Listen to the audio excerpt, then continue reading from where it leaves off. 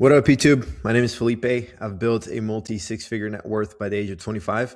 And today I wanted to do a video on financial achievements you should be gunning by the age of 30 and some of the things that you should focus on so you can get to your 30th birthday and be set. So without further ado, let's get started. So I think this one's pretty important and people often overlook is getting an amount that you're investing every month consistently.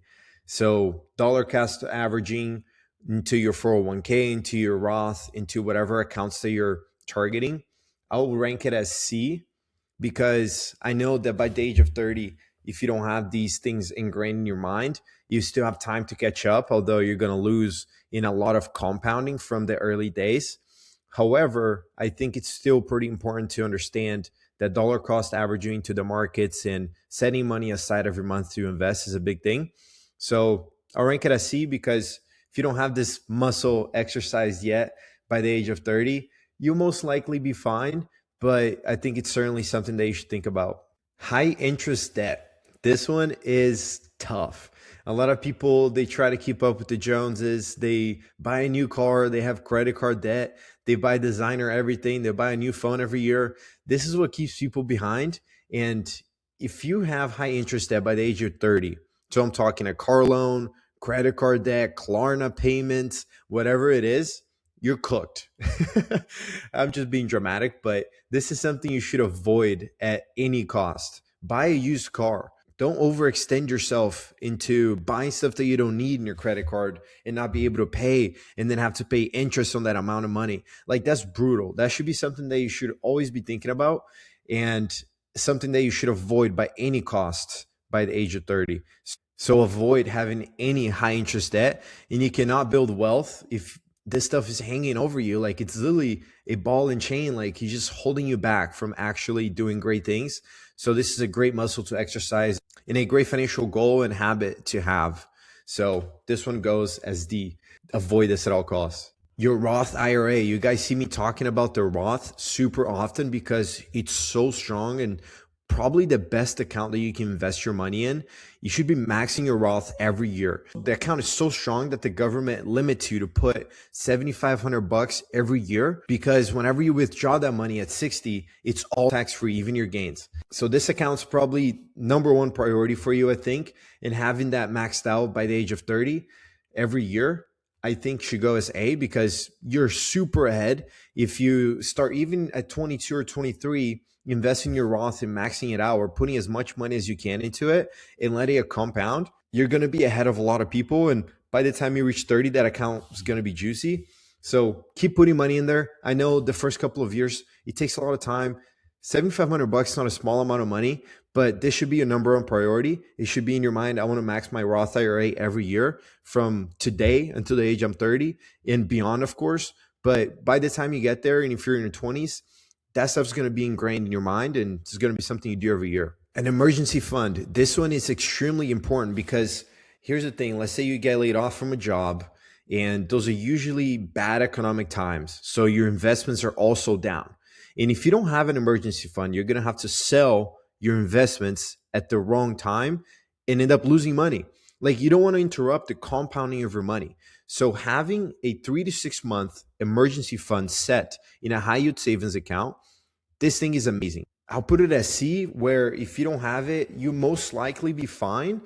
But this is super important because at bad times, shit happens. You're going to need that money and you must have it somewhere. So build an emergency fund and you should have this by 30.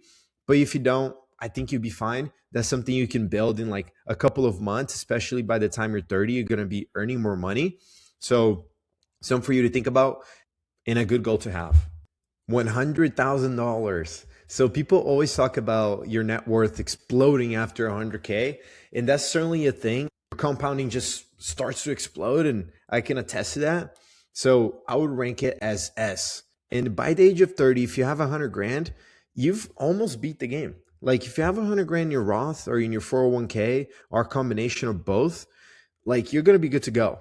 You're not going to have to invest as aggressively because your money is going to be compounding at such a big rate. And let's say you retire at 50 or 60, your money has 30 years to grow. Like that's a lot of time. And if you have 100 grand in there earning you 10% every year, like, dude, that thing's going to explode by the time you're 60. So that should certainly be something that you should aim for. And if you have 100 grand by the age of 30 invested in the markets, you're going to be good. I have 401k in here as a match. So if you have a W-2 job, a lot of places, if not all of them, offer a 401k, and it depends where you work and what kind of industry you work at, but they often give you a 401k match. So in my job, for example, they match up to $5,000 that I contribute to my 401k.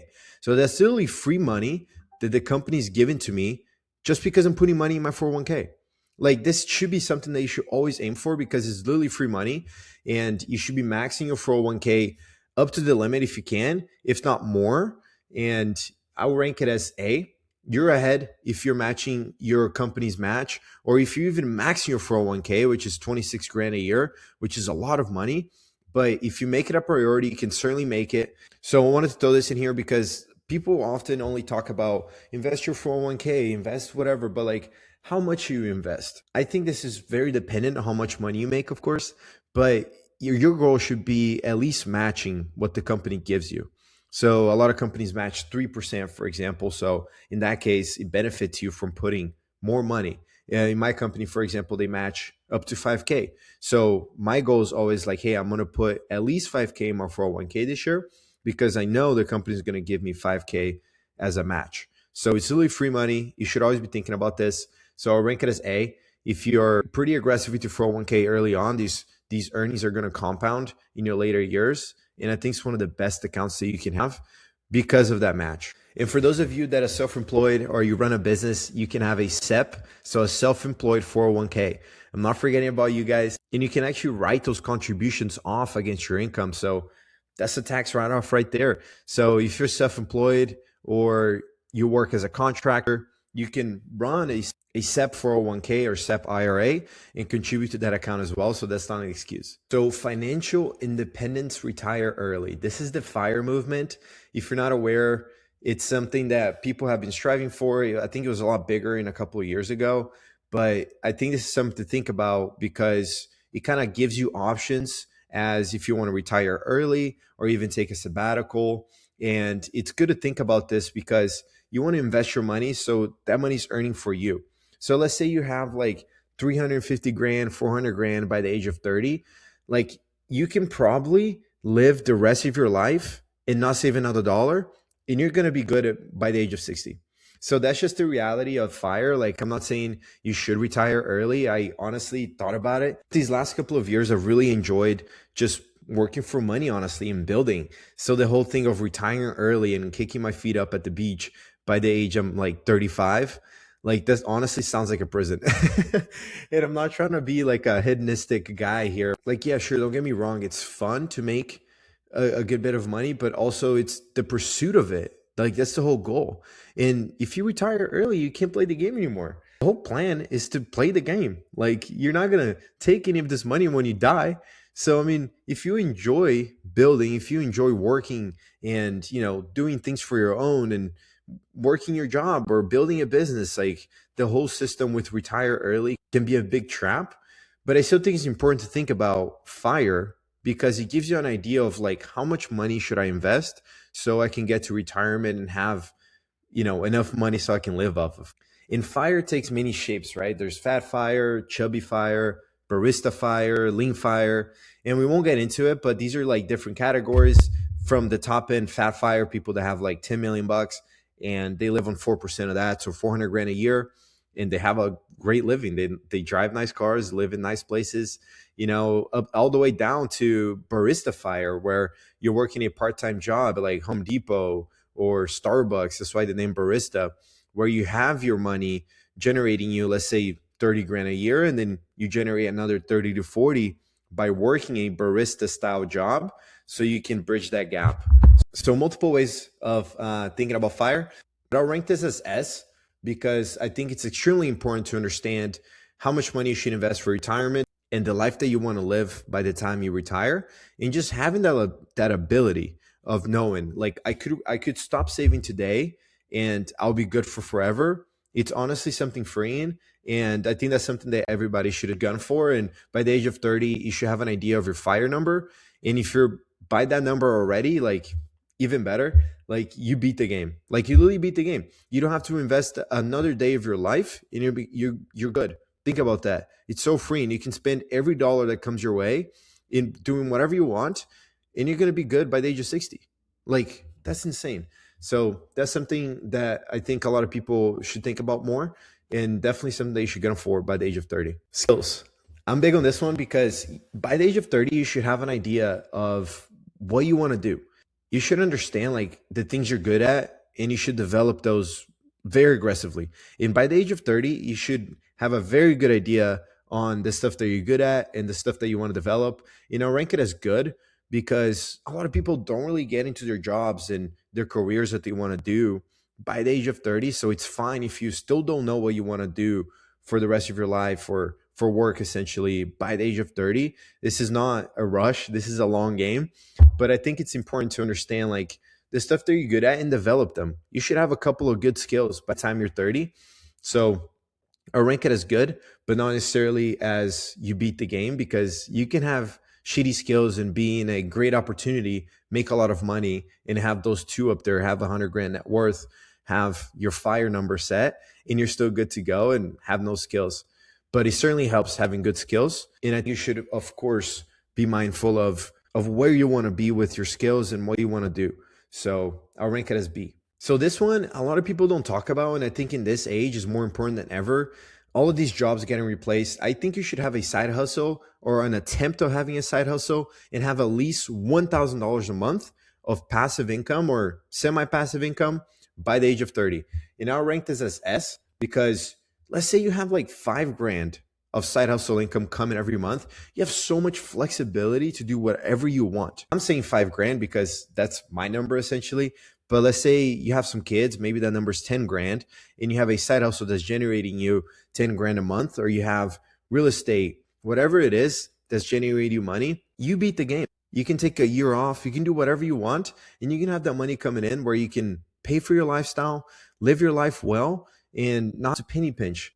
Like I'm not in this whole idea of like never buy a coffee at Starbucks. Those $5 are worth $60 by the time you're 40. Like, dude, go drink your Starbucks. Like, of course, don't overdo it. Be strategic about your money. But, I think having a side hustle to supplement some of that income. Imagine you have $1,000 a month coming from a side hustle, whatever it is that you're good at and you like to do. Like, just start posting on YouTube. You could probably make $1,000 a month in the next year or 2 or 3.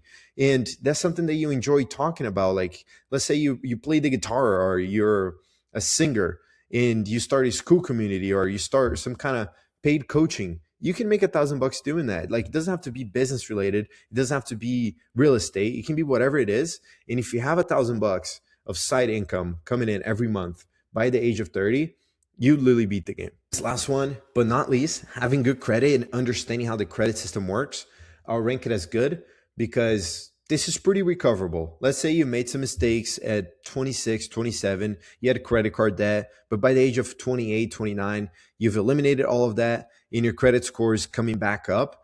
That's fine. I mean, if you don't have it all set up by 30 when it comes to your credit score, like you're most likely going to be fine. But I want to put this here because I think it's super important to understand how credit works so you can be a bankable person. Let's say by the age of 33, you have your own kid, you have a wife, you want to buy a house. If you have a 500 credit score, like the banks are not going to loan you money. You're not going to be able to buy a house or at least like with a decent mortgage. So this is super important to have. But if you don't have it all figured out by 30, you're most likely going to be fine because if you work on your credit by the age of 30, like it only takes a couple of years for you to get it pretty good. So I'll rank it as good. But hopefully you guys enjoyed. Let me know what you guys think of this ranking. Leave a comment on what you guys would have ranked different. And I appreciate you guys being here. I want to see y'all win. Don't forget to like and subscribe.